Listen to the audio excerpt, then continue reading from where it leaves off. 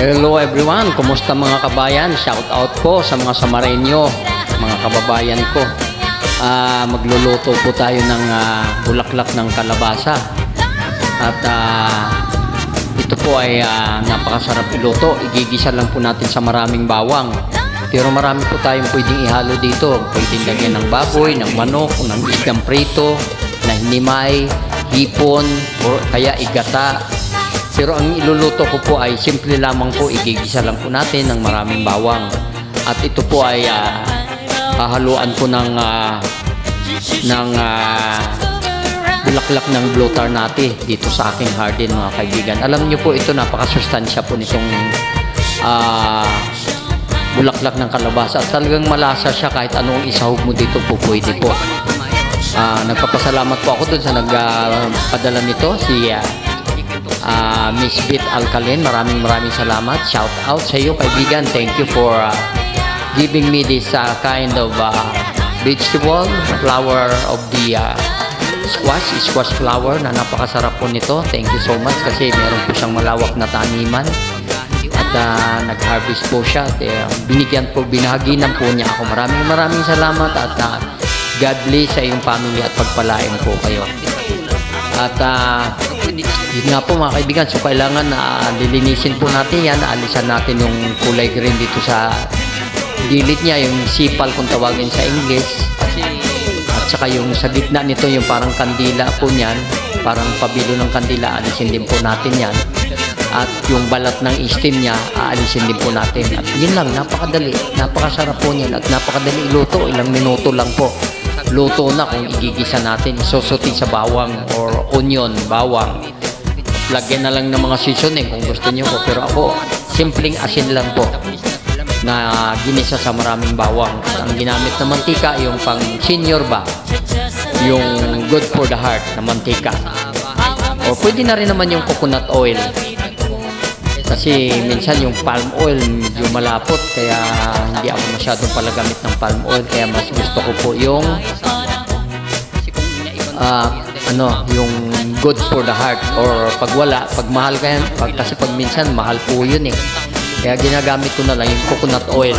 Okay, maglalanis ka ng nyog, napakasarap po niyan. May latik-latik. Kaya ganun na lang mga kaibigan. So, sa hirap ng buhay ngayon, kailangan talaga lagi tayong magtanim ng kung ano-ano na mga gulay na kailangan natin sa pang-araw-araw. Kasi pamahal po ang mga bilihin, at the same time, pahirap ang buhay, lalo na po ang bigas. Hindi na natin malaman ano na po ang nangyayari sa ating daigdig, sa ating bansang Pilipinas. So, ito po mga kaibigan ang aking tanim na blue tarnate, or kung tawagin nilang pea flower.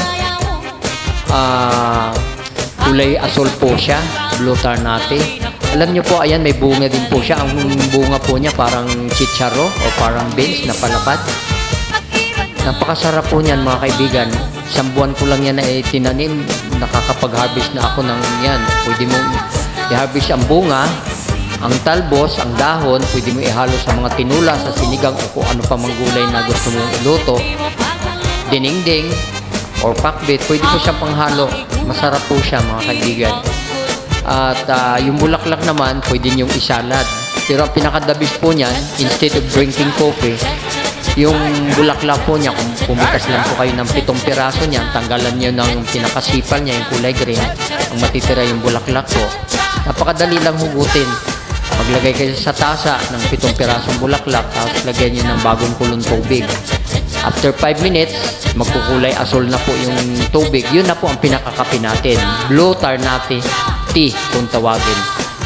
Masustansya po. Marami pong good health benefits ang ating makukuha dyan mga kaibigan. At talaga naman pong i-search nyo lang po sa Google o kaya sa YouTube. Ang daming mga health benefits na makukuha. Nakakaganda po ng ating balat, na papapigil sa pagtanda natin, yung pangungulubot ng balat mga kaibigan. Anti-aging, may anti-aging siya, antioxidant. Marami pong pakinabang. Pwede mo rin siyang gawing salad. Yung bulaklak, hindi mo na iluluto. Timplahan mo lang siya ng vinegar, any kind of vinegar, tapos lagyan mo ng konting salt, konting asin, at haluan mo ng ibang mga gulay din na pwedeng pang salad, kagaya ng yung ano man tawag nito, cauliflower ba? Yung isa sa cauliflower, lechugas. Yun, ihalo mo siya dyan mga kaibigan. Napakasarap po niya. At yun nga, masustansya. Isa po siyang klase ng vine mga kaibigan, gumagapang. Kaya kung tatanim kayo nito, kailangan meron siyang gapangan. Kasi para bang ano siya, sigarilyas. Parang ganun. Malilit nga lang ang dahon. Napakadali lang. Kaya hindi ko po pinipitas yung mga bunga kasi gusto kong maging magulang siya para magkaroon ako ng pantanim kasi marami pong nangihingi. So ayan po ang bulaklak mga kaibigan, no? Kulay asol po siya. At wala naman siyang lasa na kakaiba. Wala siyang ano, ang panlasa ko diyan kahit sa Blue Ternatity, lasang okra po siya.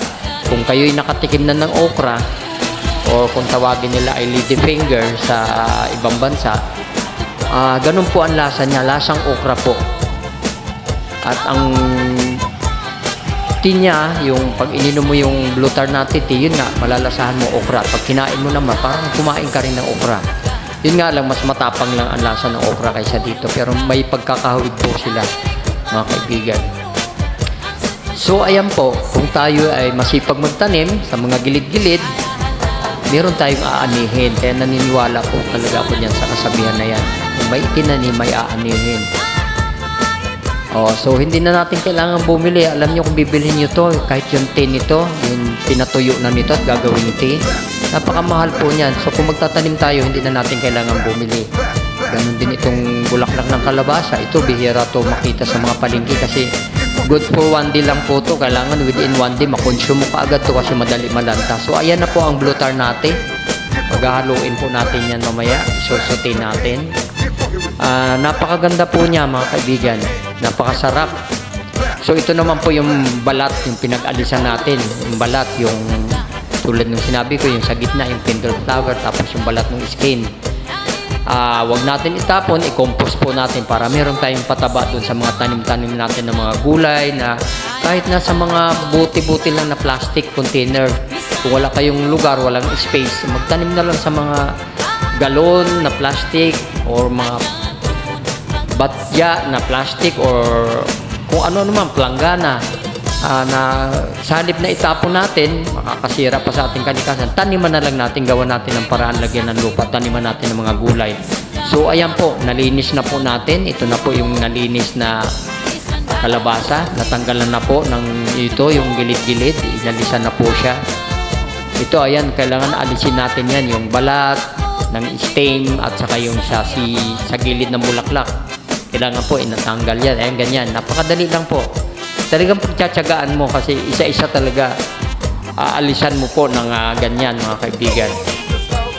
Subalit napaka-sustansya naman. In return naman yung ating pagtsatsaga, masarap. Ayan, inalis ko po yung sa gitna tapos babalatan yung stem kasi masarap din yung stem.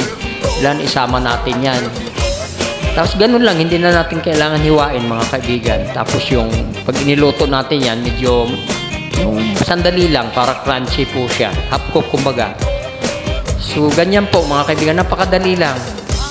Kaya kung kayo may malawak na lupain, kasi ang kalabasa kailangan merong lupain na malawak. Napakaganda po alagaan kasi talagang magmula sa bunga, sa bulaklak at saka sa talbos niya, pwede natin iluto, igulay. Marami pong magagawa. Ang bunga pwedeng gawin nating dessert. Pwedeng igisa, pwedeng igata, pwedeng idiningding, pakbit, kung ano pa man. Marami po. Maraming purpose. Ngayon, ang dahon naman yung talbos niya, ang sarap din po na panghalo sa diningding. At ganun nga din itong bulaklak. So, ganun lang po. Napakadali mga kaibigan. Hindi ka may inip sa paglinis kasi habang may music, nakikinig ka ng music o ganito, tsaga-tsaga. Total in return naman, tayo naman ang makikinabang ng ating katawan, ng ating kalusugan. Kasi yun nga, pag talagang matyaga tayo, mayroon talagang aanihin kasi pahirap ng pahirap po ang buhay ngayon. Alam nyo po, dito sa Maynila, halos lahat binibili po. Napakahirap ang mamahal. Kaya kailangan talaga maging wise tayo, maging madiskarte sa buhay para makasurvive. Kung ako nga lang ay may lupain na malawak, napakasarap magtanim na magtanim. So ayan na po, ito na po yung blue tar natin na bulaklak. So tatanggalan po natin yan ng sipal, yung nasa gilid mga kaibigan, aalisin po natin yan. Madali lang yan, huhugutin lang yan eh. Paghila mo, buo na kaagad. Napakasarap po niyan mga kaibigan. Yun nga lang, pag pinitas mo ang blue tar natin, ilagay mo sa rip, sa ibaba lang, kinabukasan, iluto mo na dahil hindi siya pwede magtagal dahil madali malantad. Ay, lalo na ngayon, pabago-bagong ating panahon. So ayan po, didimo ko po kung paano po yung pagtanggal ng sipal ng blue tar natin. Ayan, hihilahin lang po yan. O, there you are. Yun lang, napakadali. So yung bulaklak po, ayan, yan ang matitira. Yan ang ating iluluto, ihahalo sa ating ginisang bulaklak ng kalabasa. At panghuli nga lang yan na ilalagay natin si madali siya maluto. Pagkapatay ng apoy, ihahalo ko na yan. Kasi habang may init pa, luto na rin po siya. Ibabad nga lang natin sa tubig ng mga ilang minuto, 30 minutes kung kinakailangan, lalo na kung ang iyong harden ay nasa mga daanan ng sasakyan o usukan. Kailan ibabad natin para ma-remove po yung mga chemicals o kung ano mga dumi na nakakapit po dyan mga kaibigan. So within 30 minutes, lagyan natin ng asin, babanlawan uli natin. So ganun lang, napakalinis na po mga kaibigan. Kasi hindi natin siya iluluto ng sobra-sobra, kailangan talaga siya, hindi pwedeng overcook kasi nasisira ang lasa niya. Kailangan crunchy, malutong-lutong. So ayan, talagang isa-isahin mo rin yan, parang kalabasa, pero mas maganda nga ito, mabilis, isang hila lang, solved na. O ayan po, ganyan mga kaibigan. Di po ba? Napakabilis mga kaibigan. So, kunting tiyaga lang at may libre ka ng ulam, hindi mo na kailangang bilhin. At masarap po siya. Kung meron nga kayong pritong isda, himayin nyo yung pritong isda, kunin nyo yung laman, alisin yung tinik. Pwede nyo ihalo habang ginigisa nyo po. Masarap na rin po siya. Kung mayroon kayong dried na hipon o kaya fresh na hipon, ay napakasarap. Kung may gata naman kayo, may nyog, pwede rin gataan. Napakabilis lang po. Kakang gata lang. Ay, naku, napakalasa po mga kaibigan. O kaya kung may mga tira-tira kayo, may mga leftover na halimbawa, fried chicken, leftover na baboy, pwede nyo ring himayin yan at isahog yan. So, marami pong paraan mga kaibigan na pwede natin isahog dito. Eh, kung walang-wala naman, o lagyan nyo lang ng suka, kunting asin, kunting seasoning, kung anong gusto nyo, paminta, o sibuyas, o kamatis, may salad na kayo. Blue tar natin salad with tomato and onion. Yung white onion ay napakasarap po niyan mga kaibigan. Ihalo dito. Pero yung bulaklak ng kalabasa hindi ko pa na-try na isalad. Ito talagang nasubukan ko na. Masarap po siya. Kasi nasa YouTube naman, nasa Google. Halos lahat ngayon nasa YouTube na eh. May tatanong kayo, magtanong lang kayo doon. Yun nga lang, ingat-ingat kasi minsan meron din mga fake news. Mga hindi totoo. Kaya minsan mas maganda rin yung pag-aaralan natin, magmasid-masid, at saka magtanong-tanong bukod sa Google. Kasi sabi nga, wala namang perfecto eh. Kahit Google, nagkakamali. Lalo na ngayon sa internet, ang dami mga fake, madami naglabasan. So ayan na po, yung sipal ng blue tar natin. Ganun din, ihalo natin doon sa pinagtanggalan natin sa kalabasa upang magsilbing pataba po siya mga kaibigan. So, napakamasustansya po niyan sa halaman mga kaibigan. Pag nabulok po niyan, magbibigay ng kalusugan yan sa kung ano man nating tinanim, lalo na yung mga kamatis. Madali alagaan yan eh. Nabubuhay po yan sa mga paso kaya sa mga plastic container. Mga sili, dahil ang sili labuyo, lalo na sa panahon ng Pasko at New Year, napakamahal po. Minsan nagli-5 piso ang isang peraso niyan dito mga kaibigan sa Maynila. So ayan na po, bawang, maraming bawang. So igigisa na po natin mga kaibigan. Kung meron kayong frying pan o kaya tiplon o kahit na ano pwede po yan. Pero ako madalas ginagamit ko itong tiplon na regalo sa akin ng aking kaibigan. Shout out sa iyo dyan sa Japan, Miles Rojas. Thank you for sending me this tiplon. Malaking bagay po sa akin to, malaking tulong. Thank you so much. So ayan na po, gigisa natin ang bawang. Medyo gusto ko po mapula-pula po siya para mabango. Then, ayan na, inilagay na po ang, unahin natin yung bulaklak ng kalabasa. Mabilis lang po yan, mga 10 minutes lang. May ulam na tayo, luto na, mga kaibigan. Napakadali lang po, tapos lagyan natin ng konting tubig. Lagyan ng asin.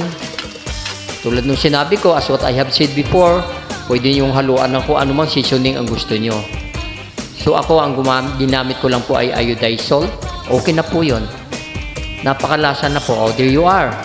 Nakalagay na po lahat. So isusunod naman po natin ay ang blue tarnate. Kasi ang blue tarnate, mabilis po yan. Ayan o. Oh, so pagkalagay natin ng blue tarnate, patayin na natin ang apoy, tapos takpan natin ng mga ilang minuto. Luto na po yan yung blue tarnate flower. Kasi mabilis po yan dahil manipis po siya. At saka ang kalabasa naman na una, medyo matagal ang kalabasa ng kaunti dun sa blue tarnate kasi may steam siya. Aha, so ayan na po, napakabilis mga kaibigan, napakadali. Ang sarap na naulam yan. So ayan, tinakpan na, pinatay. So ayan na po ang finished product. Napakasarap po niyan mga kaibigan. Walang sahog yan ha, iodized salt lang, pero napakalasa at saka maraming bawang. Masustansya po. O tara na, ako mis amigos, come on.